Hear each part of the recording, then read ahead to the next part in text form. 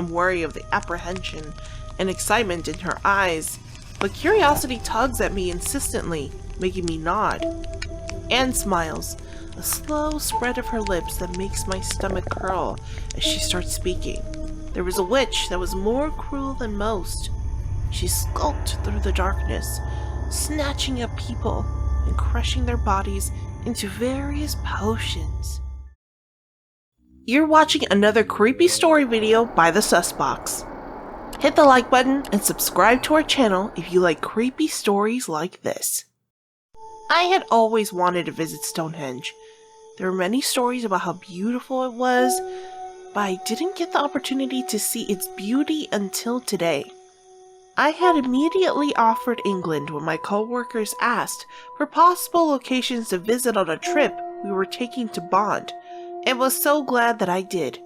The sky was overcast and grew darker when we landed, something that made me feel a bit discouraged when it was obvious that we wouldn't be able to see Stonehenge until late at night. However, the co-workers who had accompanied me on this trip all agreed. We just had to see Stonehenge, even if it was in the dark. Up close, I understood why there were so many visitors to the corner of Salisbury.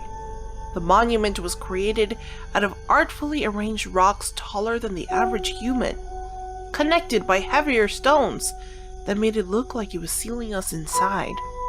When I run my fingers across a stone, goosebumps break out on my skin, lit an eerie shade of white by the moonlight, and highlighting the scratches in the large stones. I tried to take a closer look at the marks, almost like nails across a blackboard, when one of the people from my group exclaims, "Come on everybody, we have to set up camp before it gets too windy for the tent to be unfolded." I hurry over, those odd marks forgotten as my co-workers and I get to work setting up the tent, laughing when the wind seems intent on letting it stand up properly.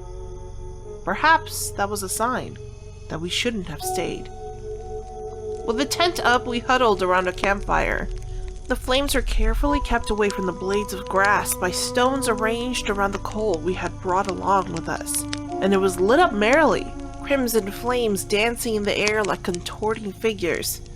"I am so glad we decided to come to Stonehenge in the end," my friend Mary said. "Isn't it absolutely beautiful?" Her face is a burnt shade of orange with a fire in front of it, and I can almost imagine that the flames are her hair, auburn locks whipping in the breeze that curls around our frames. We shiver, inching closer to the fire to seek refuge from the sudden cold. "Sure, it's beautiful," one of our co-workers, Anne, speaks up, voice so quiet when we can barely hear her over the crackle of the flames. The wind dies abruptly, letting the rest of her words echo around us, unless you know the story behind its creation. "What are you talking about?" I ask, looking at her. I've never really noticed her, but now I can see how unnerving she looks in the night. Hair the color of oil, spilling over her shoulders messily, eyes gleaming sharply like a cat. It's got the cream. Skin so pale, it's almost pallid in its pallor. "Do you really want to hear about it?" I'm wary of the apprehension and excitement in her eyes, but curiosity tugs at me insistently, making me nod. Anne smiles, a slow spread of her lips that makes my stomach curl as she starts speaking. England has always been known for its witches, and Salisbury wasn't any different. There was a witch that was more cruel than most. She skulked through the darkness, snatching up people and crushing their bodies into various potions. Bones for her pale skin, innards for her glossy hair, sipping on their blood for strength and youth. For many years she lived freely, not cursed or killed for the fear she provoked in others. But there will always be heroes that try to save innocent folk, and one came along, demanding that the witch be punished for her crimes against humanity, and assigned her to create Stonehenge.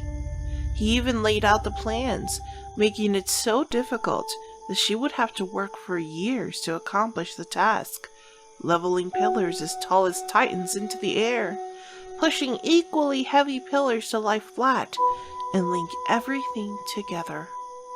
The witch suffered massively in making the location.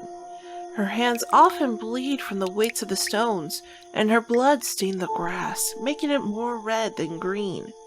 But the witch wanted salvation, wanting to be absolved from her crimes, and so she persisted. She labored and worked hard to create the location, only for the hero to encase her in chains and keep her chained forever in Stonehenge by the same chains as she made. Couldn't the witch break out of the chains? I ask, enthralled in the story Anne paints. I can imagine the witch, seething as she fights against the chains that hold her hostage in Stonehenge. The beautiful monument, nothing more than a prison for her. Oh, she did. But with so much of her blood spilt upon the soil, it sealed her inside. They say that the witch still lives on and roams the location of Stonehenge, waiting to feast on the travelers. Anne's eyes burn feverishly in the flames, and I laugh nervously, hands suddenly clammy with sweat. You make a good story, Anne.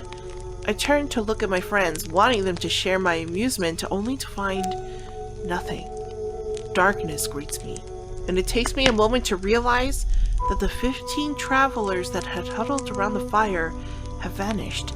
Only bloodied clothes and what looks like the bones laying innocently across the grass. I swallow, looking back at Anne, and she smiles. A story, she says slowly, savoring the words and dragging her tongue across her suspiciously reddened teeth.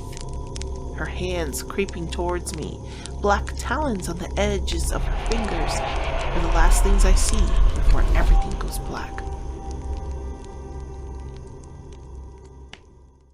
Thank you for sticking with us till the end. Have you visited the Stonehenge before? Let us know in the comments below. We hope that you have enjoyed this story. Remember to drop us a like and subscribe to our channel for more sus stories. Also, feel free to check out our other videos, only if you dare.